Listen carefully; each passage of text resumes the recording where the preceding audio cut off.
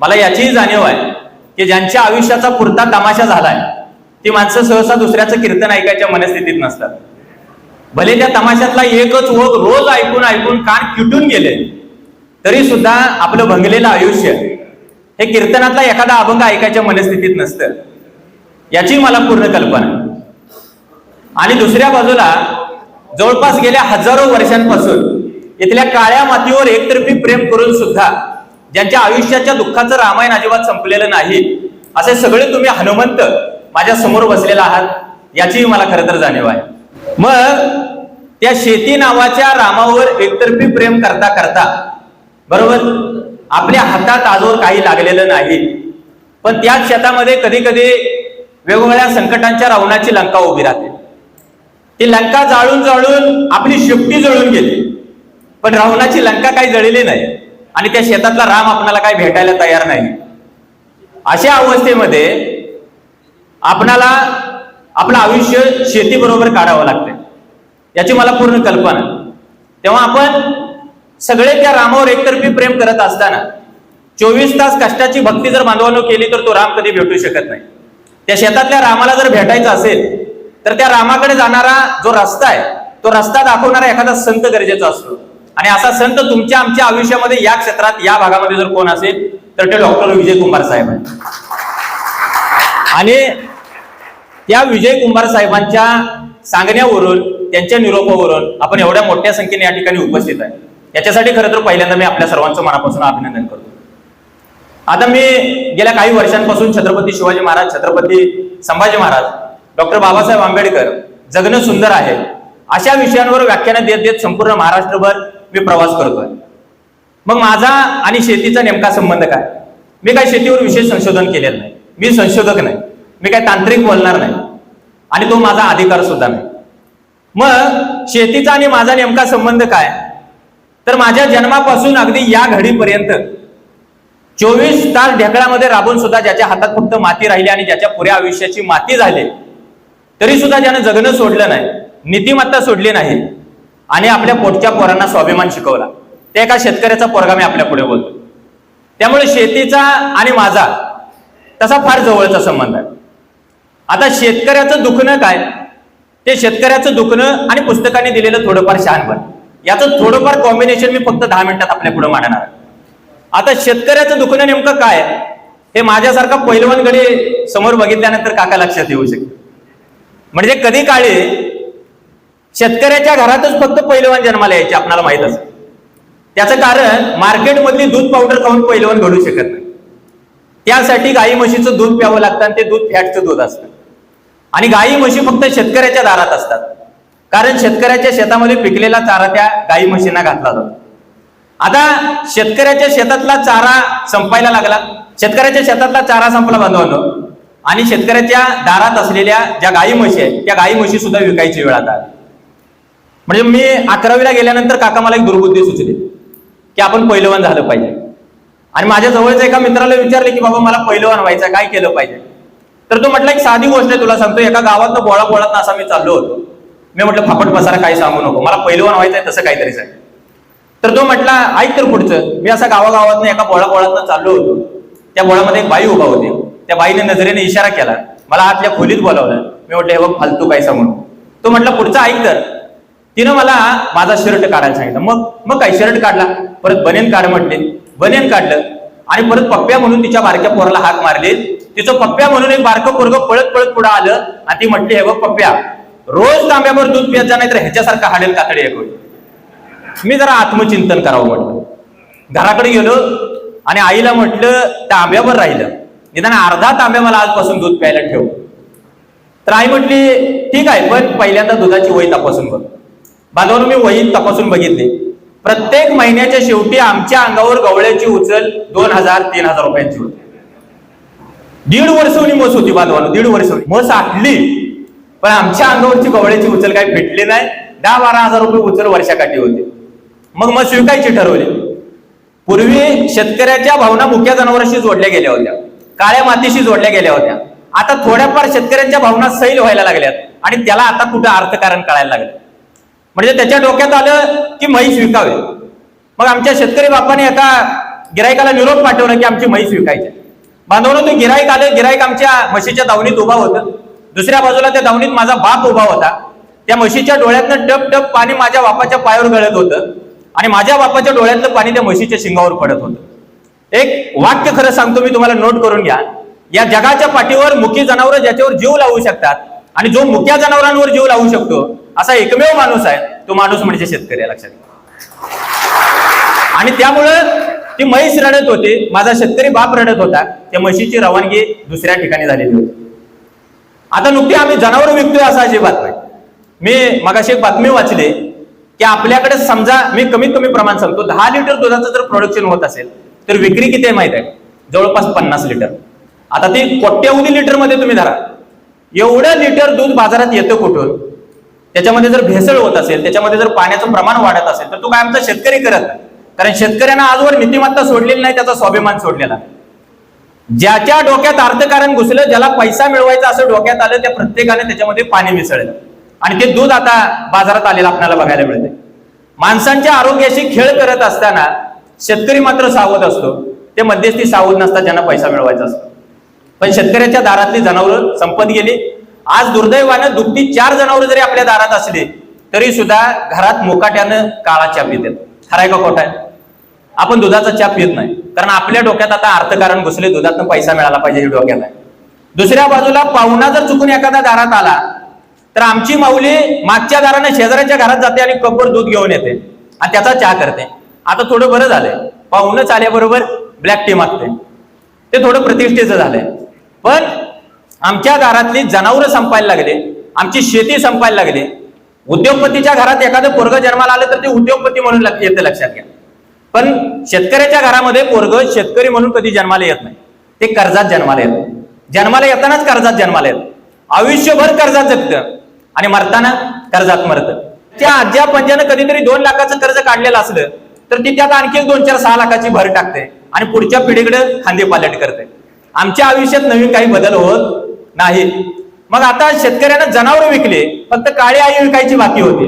तुमच्यापैकी किती शेतकरी आहेत मला माहित नाही, तुम्ही काय प्रामाणिकपणाने हात वर करून आता एवढे पब्लिक मध्ये सांगू शकणार नाही याची मला जाणीव आहे की आपण काळी आई विकली नाही पाहिजे असं आपल्याला आजपंज आपल्याला सांगत होतं. आमच्या तासगाव तालुक्यामध्ये अनेकांनी शेतजमिनी विकल्या नाईलाज म्हणून.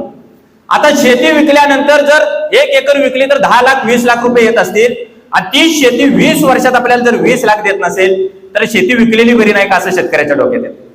आणि मग तो शेती विकायला सुरुवात करतो.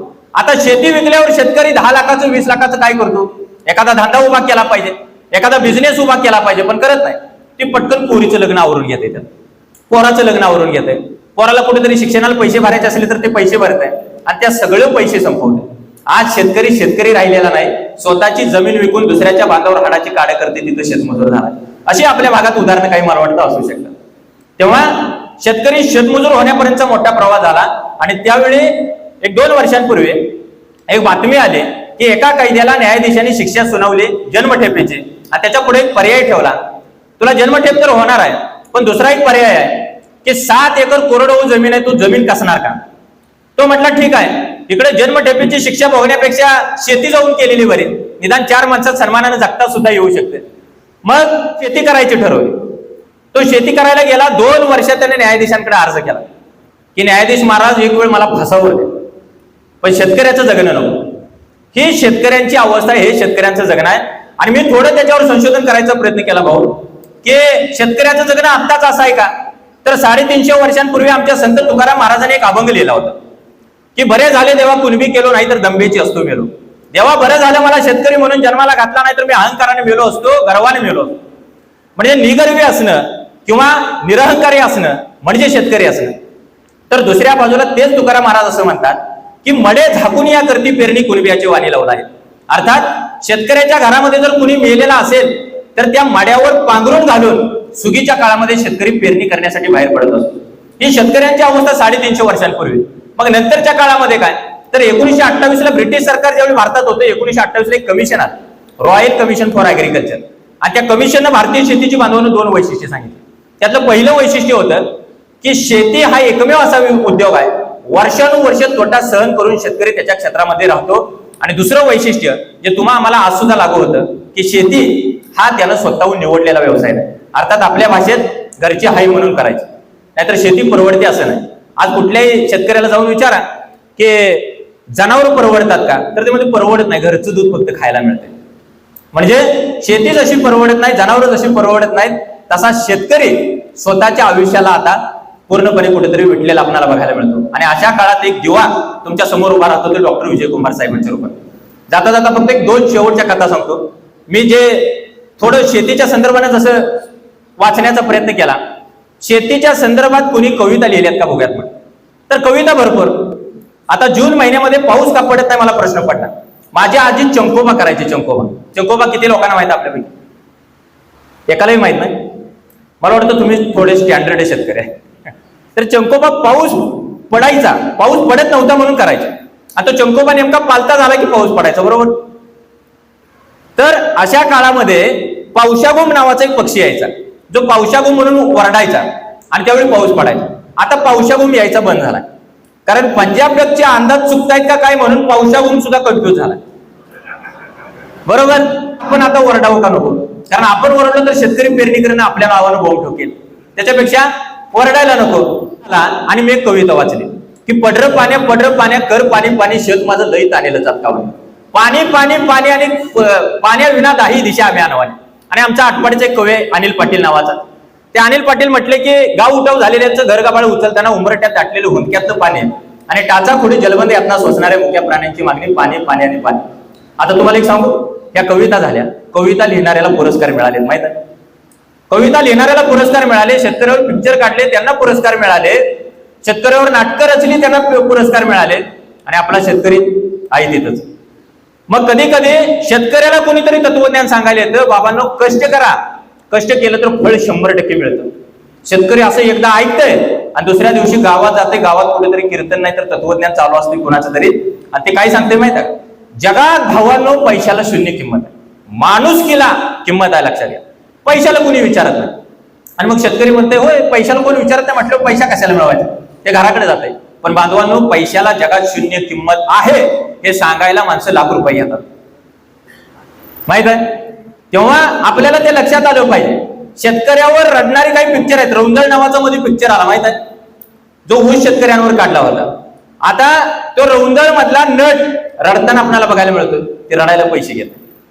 तेव्हा शेतकरी आपला आहे तिथं आहे. मग मी काही एक गोष्ट वाचली की शेतकऱ्याच्या घरात कधी सोनं नाणं नाही, कायम उद्योगपतीच्या घरात नाहीतर कुठल्या तरी मोठ्या माणसाच्या घरात सोनं नाणं बघायला मिळतं. पण शेतकऱ्याला एक मात्र सांगितलं जातं की आपल्या शेतात सोन्याचा हंडा आहे. असतो का? एकानं हात वर करायचा ज्याच्या शेतात सोन्याचा हंडा सापडलाय का? बरं, नुकता असतो नाही तर तो सोन्याचा हंडा जागेवर थांबत नाही, जागा सोडतो म्हणे, तो जागेवर कधी थांबत नाही. मग एका शेतकऱ्यानं मरता मरता त्याच्या 2-4 पोरांना जवळ बोलावलं आणि पोरांना म्हटलं, हे बघा, मी तुम्हाला आयुष्यभर काही देऊ शकलो नाही, पण आपल्या शेतात सोन्याचा हंडा आहे, 10 एकराचा डाग आहे, कुठं मी पुरलेला आहे तो मी तुम्हाला सांगणार नाही, तुमचा तुम्ही शोधा. पोराने अख्खं शेत खणून काढलं, त्यात काय हंडा सापडला नाही. शेताची मशागत चांगली झाली, त्या वर्षी पाऊस चांगला पडला आणि पाऊस पडल्या त्यातनं पिकाचं उत्पादन चांगलं झालं. मग पोरांच्या लक्षात आलं सोन्याचा हंडा नाही, बापानं आपल्याला शेतातनं उगवणाऱ्या हिरव्या सोन्याबद्दल सांगितलं. मग शेतकरी हुशार आहे, लक्षात आलं आमच्या. कारण गावगाडा नावाचं त्र्यंबक कात्रेंचं एक पुस्तक आहे बांधवांनो, शेवटची 2 मिनिटं. त्याच्यामध्ये एक प्राचीन सुभाषित आहे. मी शेवटची 2 मिनिटं का म्हणतोय माहिती आहे का? कारण थोड्या वेळानं भाऊच्या जवळ तुम्ही जाऊन म्हणशील ह्याला आणलाय कुणी, फक्त सांगा. कारण आम्ही तांत्रिक ऐकायला आलो, हे काय आमचं सांगायला लागले नवीन म्हणणार. तर त्या गावगाडा नावाच्या पुस्तकामध्ये एक प्राचीन सुभाषित आहे. त्याच्यामध्ये असं सांगितलं की तथा शूद्र जन प्राया सुसमृद्ध कृषीवला क्षेत्रोपभोग भूमध्ये वस्तीर ग्राम संज्ञेता. याचा अर्थ असा की ज्याच्या वहितीला गाव आहे, जिथं पेरणीला योग्य जमीन आहे, जिथं शेतकरी आहेत आणि पुष्कळशे मजूर आहेत, अशा वस्तीला गाव म्हणतात. आता आपल्याकडे शेती राहिलेली नाही, त्याच्यामुळे गावाचं गाव पण राहील का नाही सांगता येत नाही. थोडा विचार केला की फार पूर्वी कुणबी शब्दाचा समानार्थी शब्द होता बांधवांनो, शहाणा. जो कुणबी नसायचा, शेतकरी नसायचा, त्याला अडाणी म्हटलं जायचं. त्याची एक शेवटची गोष्ट सांगतो आणि मी थांबतो की एक शेतकरी देवाला फार गंडवत होता. म्हणे देवाला जे सांगायचं मी तुला यावर्षी हे देतो, तो ते देत नव्हता. मग शेतकऱ्यावर देव संतापला आणि देवाने त्या वर्षी पाऊस पडला नाही, शेतकऱ्याचं उत्पन्न घटलं. मग देवाकडे त्यानं परत प्रार्थना केली, देवा इथून पुढे मी जे ठरलंय ते तुला देणार. देव म्हटला ठीक आहे. मग देवाला सांगितल्यानंतर देवानं पाऊस चांगला पडला आणि पेरणी करायच्या आधी देवाला शेतकऱ्यांना विचारलं, देवा मी तुला देणार, पण जमिनीच्या खालचं द्यायचं का वरचं द्यायचं तेवढं तू सांग. तर देवाने थोडा विचार केला. देव म्हटला खालचं काय नको, खाली मुळे असतात, वरचं दे. शेतकरी एवढा हुशार होता, शेतकऱ्याने शेंगा पेरल्या. कळलं? शेतकऱ्याने शेंगा पेरल्या आणि ठरल्याप्रमाणे देवाला पाला दिला वरचा, खालच्या शेंगा ठेवून घेतल्या. आता पुढच्या वर्षी परत पाऊस चांगला पडला. देवाला म्हटला देवा या वर्षी काय देऊ दे. देव थोडा हुशार झाला. देव म्हटला हे बघ तू लय गंडवतोस, एक काम कर, मला खालचं निम्म आणि वरचं निम्म द्यायचं. शेतकरी म्हटला ठीक आहे. मग त्या वर्षी शेतकऱ्यानं मक्का पेरली. मक्का खालच्या मुळ्या देवाला आणि वरचा मक्याचा तुरा आला होता देवाला, मक्का घरात. तर शेतकरी हुशार असतो, लक्षात घ्या. शेतकरी हुशार असतो, पण मार्केटमध्ये त्याची हुशारी कुठं जाते त्याच्यावर आपण थोडा विचार केला पाहिजे. आणि त्या अनुषंगानं बऱ्याच वर्षांपूर्वी सायकलवरून दिल्लीपर्यंत ज्यांनी सायकल प्रवास केलेला होता, व्हीपी सिंग त्यावेळी पंतप्रधान होते आपल्या देशाचे, ते डॉक्टर विजय कुमार साहेब. खरं तर तुमच्या जीवनामध्ये मला वाटतं निश्चितपणाने दिशादर्शक म्हणून आहेत. त्यांचं मार्गदर्शन ऐकण्यासाठी गेल्या 2 दिवसांपासून आपण या ठिकाणी बसून आहात, तेव्हा त्याचे आपण खरं तर मनापासून कौतुक केलं पाहिजे. ज्याचा शेतीशी शून्य संबंध आहे तो मला वाटतं भाऊ इथं 2 मिनिटं बसू शकत नाही, पण गेल्या 2 दिवसांपासून ही सगळी मंडळी या ठिकाणी बसून आहेत. तेव्हा पुन्हा एकदा आपल्या सर्वांना मी मनापासून धन्यवाद देतो. आणि थोडं शेतीच्या तांत्रिक बाजूच्या पलीकडचं मला काहीतरी बोलायची संधी दिली आणि मी या ठिकाणी बोललो, तुम्ही मला ऐकून घेतलं, याच्यासाठी सुद्धा मी मनापासून धन्यवाद व्यक्त करतो.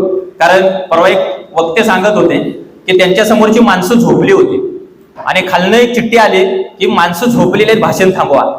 तर ह्या भादरानं वक्त्यानं खाली चिठ्ठी लिहून पाठवली, चिठ्ठीच्या मागे लिहिलं, समोरचे अजून दोघे जागे दिसत आहेत, ती जोपर्यंत झोपत नाही तोपर्यंत मी बोलणार आहे. तेव्हा मी तसं काही करणार नाही. मी पुन्हा एकदा आपल्या सर्वांना मनापासून धन्यवाद देतो आणि थांबतो.